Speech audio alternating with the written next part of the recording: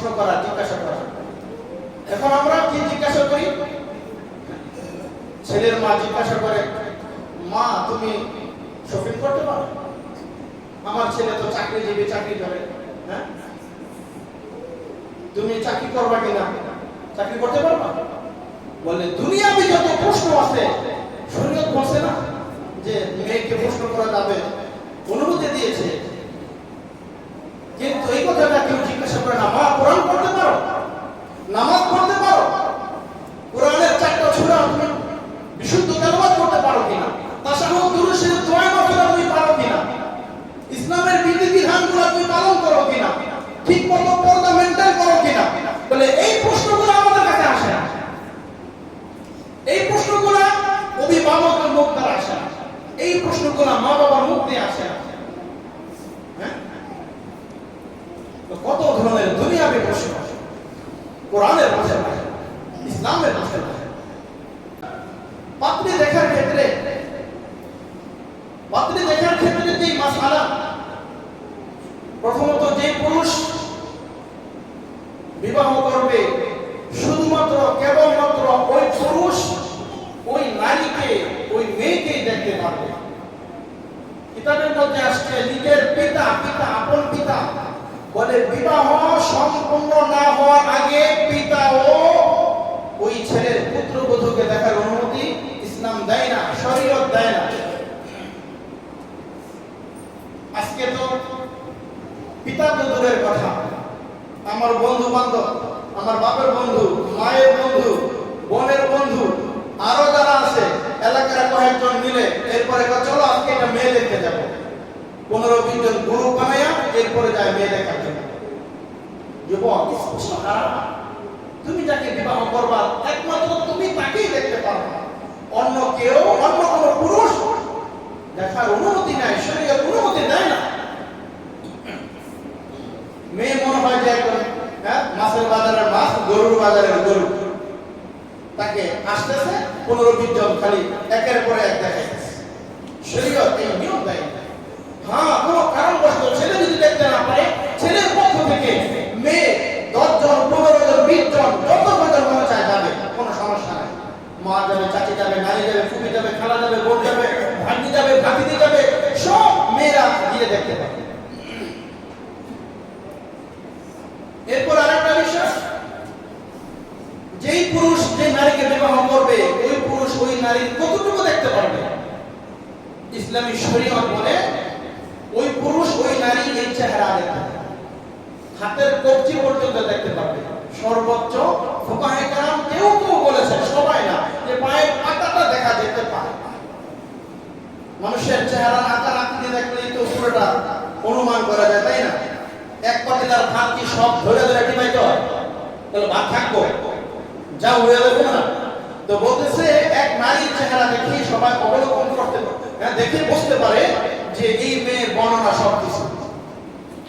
অনেক সময় দেখা যাচ্ছে যিনি পাত্রী তিনিও হাফ পরে আসেন, এরপরে যারা দেখে, ওই যে বললাম মায়ের বন্ধু, বাবার বন্ধু, আমার বন্ধু, সব এরকম দেখা, যাওয়ার পরে মেয়ের ঘুমটা খুলে ফেলে, চুলগুলো পিছন দিয়ে করে দেখে যাবো, মেয়ের চুলগুলো অনেক সুন্দর, মেয়ের চুলগুলো কোমর পর্যন্ত।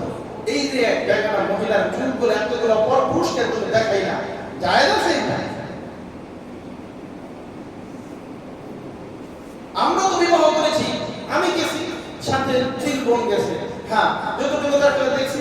এরপরে মহিলারা এরপরে মহিলাদের কাজ করেছে, তারা তাদের হাত অথবা কোন হাত উঠে দেখছে, এরপরে কানের গতি আছে কিনা সব কিছু দেখছে, এরপরে পায়ের বসা দেখছে, সব কিছু মহিলারা ইত্যাদি ইত্যাদি সব কিছু দেখছে, শুধু ছেলে এখানে।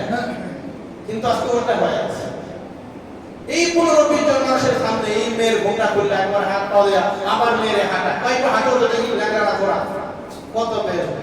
ইসলাম নারীকে অনেক সম্মান দিয়েছে, ইসলাম নারীকে অনেক ইজ্জত দিয়েছে।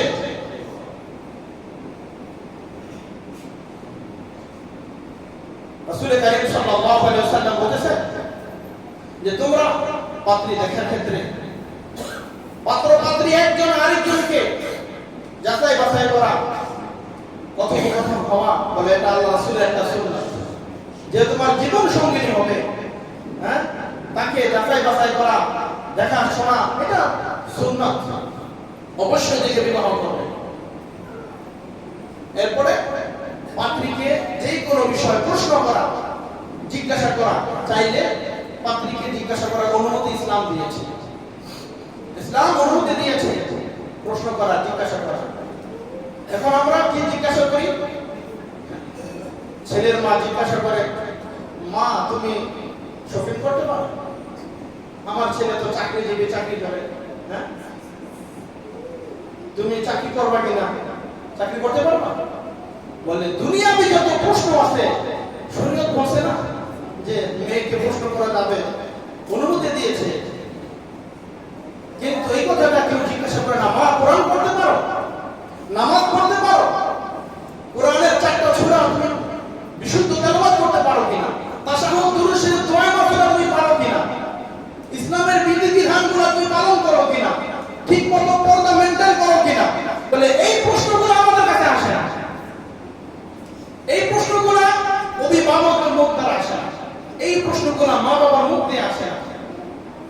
হ্যাঁ, তো কত ধরনের দুনিয়াবি প্রশ্ন কোরআনের ভাষায় নাই, ইসলামের ভাষায় নাই। রাসূলুল্লাহ সাল্লাল্লাহু আলাইহি ওয়াসাল্লাম স্পষ্ট হাদিসের মধ্যে বলেছেন, আদ-দুনিয়া কুল্লুহা মাতা ওয়া খায়রু মাতা'আদ দুনিয়া আল-মারআতু সালিহা। আদ-দুনিয়া কুল্লুহা মাতা, দুনিয়া পুরা দুনিয়াটা হলো মিষ্টি, দুনিয়াটা হলো আনন্দের ভোগ বিলাসিতা। ওয়া খায়রু মাতা'আদ দুনিয়া আল-মারআতু সালিহা, আর পুরা দুনিয়ার মধ্যে সবচেয়ে আনন্দদায়ক, সবচেয়ে মিষ্টি, সবচেয়ে ভালো হলো ইমরাতু সালিহা, একজন নেককার স্ত্রী। সুবহানাল্লাহ, যার ঘরে একটা নেককার স্ত্রী আছে, যে একটা নেককার স্ত্রী পেয়েছে, বলে তার গোটা জীবন সুন্দর হয়ে গেছে।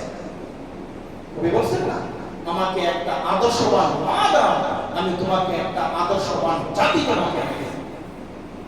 একজন মা, একজন আদর্শবান মেয়ে পারে একটা সমাজ, একটা পরিবারকে পরিবর্তন করতে, ইসলামের ভিতরে নিয়ে আসতে, ইসলামের সুশীতল ছায়ার মধ্যে নিয়ে আসতে। আল্লাহ বলেন, তাযাওয়াজাল ওয়াদুদাল ওয়ালুদা ফাইন্নী মুকাফিরুন বিকুমুল উমাম। তোমরা এমন নারীকে বিবাহ করো যেই নারী অধিক সন্তান প্রসব করে, যেই নারী অধিক সন্তান প্রসব করবে। বিয়েই তো হইল না, তাহলে অধিক সন্তান প্রসব করবে কিভাবে বুঝবো? ইসলাম বলছে তার মাকে দেখো, তার নারীকে দেখো, তাদের খোঁজ খবর নাও। যেই মেয়েকে বিবাহ করতে যাচ্ছ, যে পাত্রীকে, ওই পাত্রীর মা, নারী, তাদের অবস্থা, হাল অবস্থা পর্যবেক্ষণ করো, মহিলাদেরকে ভিতরে পাঠাও, খোঁজ খবর নাও। আজকে তো আমরা